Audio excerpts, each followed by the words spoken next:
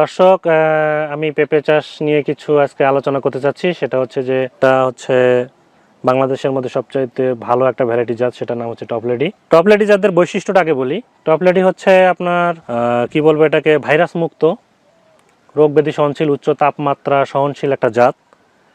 আর সর্বোপরি একে কাঁচা পাকা দুইভাবে ব্যবহার করা যায়। আপনি কাঁচাও বিক্রি করতে পারবেন, পাকাও বিক্রি করতে পারবেন। তো আজকে আমরা জানবো যে আসলে টপলেডিটা কিভাবে চাষ করতে হয়। চাষের শুরু থেকে শেষ পর্যন্ত আমি কিছু ধারণা দিব আপনাদেরকে। তো প্রথমে হচ্ছে জমি নির্বাচন। জমি অবশ্যই উঁচু জমি হতে হবে, কারণ আপনার নিচু জমিতে কখনোই পেঁপে চাষ হয় না। উঁচু জমি নির্বাচন করতে হবে, যেমনটা আমি করেছি আর কি। উঁচু জমি নির্বাচন করতে হবে যে জমিতে পানি দেয়ার এবং নিষ্কাশনের সুব্যবস্থা আছে।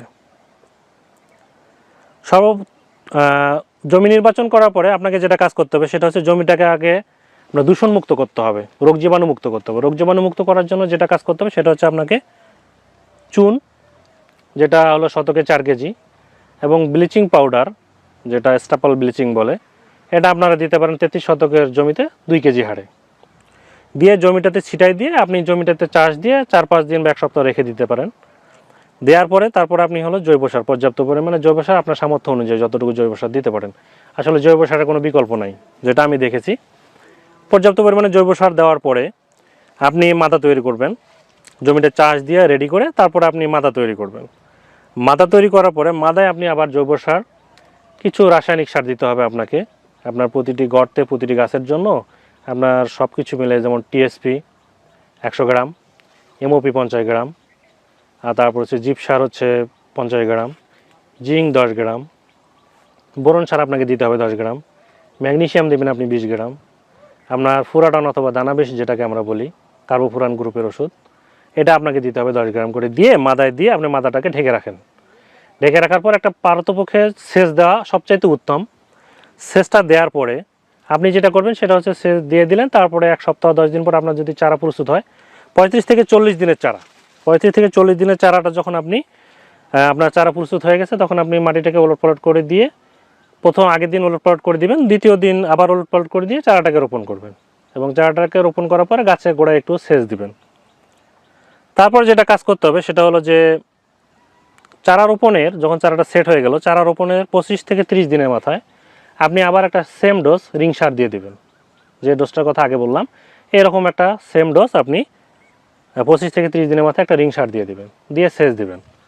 আর কচি চারা অবস্থায় যেটা সমস্যা হয় সেটা হলো গাছের দ্রুত গোড়া পচা ধরে পেঁপের ক্ষেত্রে। যদি বৃষ্টি বাদল না হয় তাহলে কম হয়, আর যদি বৃষ্টি হয় তাহলে সেক্ষেত্রে গোড়া পচার পরিমাণটা বেড়ে যায়। তো সেক্ষেত্রে আপনারা এমিস্টার টপ, স্কোর, এই টাইপের যে পেস্টিসাইডগুলো আছে আপনার গোড়া পচা রোধক, এগুলো আপনি দিতে পারেন। তারপরে যেটা কাজ করতে হবে সেটা হলো 45 থেকে 50 দিন অথবা 55 দিনে আপনি সেম ডোজ আবার একটা রিং সার দিতে পারেন। এবং এটা দিতে হবে টপলেটির ক্ষেত্রে। যদি আপনি পর্যাপ্ত এই 3টা ডোজ সার মেনটেন করতে পারেন, তাহলে হয়তো আপনি কাঙ্ক্ষিত একটা রেজাল্ট পাবেন। আর পেঁপে রোপণের পর থেকে আবহাওয়া, প্রাকৃতিক দুর্যোগ, বিভিন্ন কিছু মোকাবেলা করতে হয়। যেমন অতিরিক্ত বৃষ্টি হলে আপনার এখানে ফাঙ্গাল ইনফেকশন হতে পারে। পেঁপে তেমন রোগব্যাধি দেখা যায় না, তারপরও প্রকৃতি এবং আবহাওয়ার সাথে যেহেতু আমাদেরকে যুদ্ধ করতে হয়, সেক্ষেত্রে আপনার হচ্ছে অনেক সময় পচন আসে। পচনের জন্য আপনারা পেস্টিসাইডের জন্য আপনারা নাডিবু স্প্রে করতে পারেন, অথবা ম্যানকোজেব দিয়ে এখন সাধারণত হয় না। যদি ব্লাইডের পরিমাণ এসে যায় তাহলে আপনারা নাডিবু স্প্রে করতে পারেন। আর যদি নর্মাল থাকে তাহলে শিডিউল স্প্রে আপনারা করতে পারেন, যেমন ম্যানকোজেব অথবা রেডিমিল গোল্ড, এই টাইপের ছত্রাকনাশক স্প্রে করতে পারেন। আর কীটনাশকের জন্য যেটা আমি বলবো, ইমিডাক্লোপিড গ্রুপের ওষুধ, এর সাথে হচ্ছে এসিস্টামিপ্রিড গ্রুপের ওষুধ, একসাথে কম্বাইন্ড মেডিসিন। অথবা যদি বাজারে যদি তা না পাওয়া যায় তাহলে আপনারা ইমিডাক্লোপিড 16 লিটারে হচ্ছে 10 ml, এর সাথে হচ্ছে এসিস্টামিপ্রিড হচ্ছে 16 লিটারে আপনার 10 গ্রাম করে গুলাই স্প্রে করতে পারেন। তাহলে আপনি একটা সুফল পাবেন। আর সব কিছু মূলত যেহেতু এটা ভাইরাস মুক্ত জাত, আপনার ভাইরাস মুক্ত জাতের জন্য তেমন কোনো স্প্রে করতে হয় না এবং ভাইরাস এটাকে অ্যাটাকও করে না। যদি আপনি নিয়মিত শিডিউল স্প্রে করেন তাহলে আপনার আশা করি যে কোনো ভাইরাস হওয়ার সম্ভাবনা নাই বললেই চলে। পোকামাকড় বলতে যদি শিডিউল স্প্রে করেন আপনার পোকামাকড় আসার কোনো সম্ভাবনা নেই, তবে পেস্টিসাইডগুলো একটু গ্রুপ চেঞ্জ করে স্প্রে করতে হয়। সেক্ষেত্রে আপনি অ্যাসাটাপ গ্রুপ চেঞ্জ করার জন্য অ্যাসাটাপ স্প্রে করতে পারেন।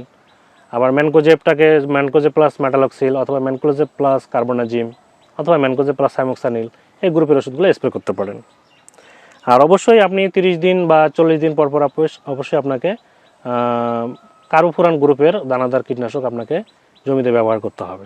সেক্ষেত্রে আপনার কৃমি থেকে আপনি মুক্ত পাবেন, শিকড়ে কোনো কৃমি আসবে না, এটা আপনারা করতে পারেন।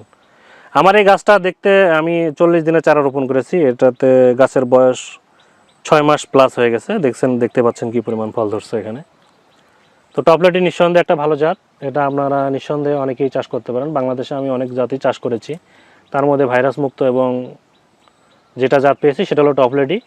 আরও অন্যান্য জাত আছে, সেটা হচ্ছে কাঁচা সবজি ব্যবহার করা, কাঁচা পেঁপে বিক্রি করার জন্য আপনারা বাবু, শাহী, আরও অনেক জাত আছে, যেগুলো আপনারা ব্যবহার করতে পারেন। কিন্তু আমি মনে করবো যেটা এটা 2 in 1, আপনার কাঁচা পাকা দুইভাবে ব্যবহার করা যায়। আর সর্বোপরি যেটা মেসেজ থাকবে সেটা হচ্ছে এরকম যে আপনারা সবাই এগিয়ে আসেন দেশের জন্য, দেশের চাহিদা মেটানোর জন্য, এবং দেশকে চাহিদা মিটিয়ে যেন আমরা বাইরের দেশে পেঁপে রপ্তানি করতে পারি, পেঁপে যেন একটা বাণিজ্যিক ফসল হতে পারে।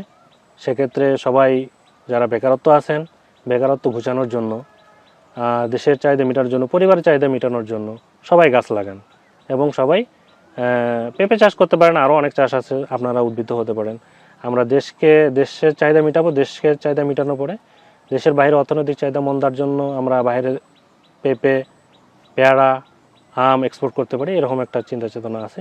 আপনারা সবাই এগিয়ে আসতে পারেন। সর্বোপরি সবাইকে ধন্যবাদ জানিয়ে আমি আমার কথা শেষ করছি। আর যদি কারো কোনো প্রশ্ন জানা থাকে কমেন্টে লিখতে পারেন।